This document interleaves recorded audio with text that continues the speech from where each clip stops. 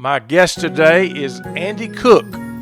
He's a friend of mine for many years and is also a man that has greatly impacted my life. And he's also impacted the lives of literally thousands of others. His knowledge of the Bible and his ability to connect the dots with the actual land of the Bible is amazing. If you're a person who sometimes wonders if the stories of the Bible are really true, this podcast today is for you. When you get to Israel, as you know from walking there, it completely changes your perspective. Right.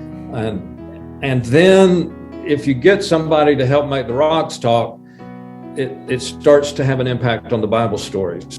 And only 1%, maybe 2% of the people who attend church on a regular basis will ever get there. And I thought somebody needs to bring these lessons to the 99%, to the 98%. You know, they need to experience Israel now, not when they retire and not some far distant place or time. This needs to happen now. And so we call it Experience Israel Now. How many people have you taken to Israel, and how many people have been in your audiences? Do you have a way of the analytics to kind of know what that is? Yeah, we keep up with that pretty well. We've taken maybe 650 people to Israel on airplanes. But I like to go into churches and we either use their technology, like their screens and their projectors, or I take in my screens. Attendance at those events where we've done the virtual tour presentations is now more than 71,000. Listen, I was in my third church as a pastor, and I stood in front of the Damascus Gate early one morning. I snuck down there by myself, and I just couldn't help it. I said, oh my word, this really happened.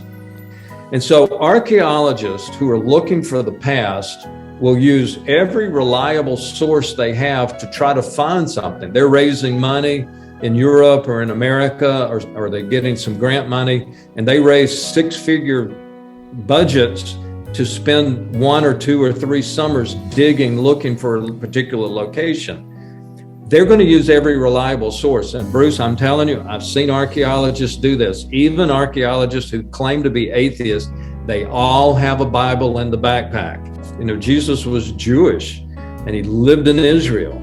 You know, if you wanted them to understand your culture and your life, they would need to study where you live. They would need to study your habits, your culture, your environment, your context. Well, don't put your culture and your environment on top of the Bible. Invest in understanding that culture. Invest in understanding that context. And I promise you, the Bible is going to come more alive to you than it's ever been before.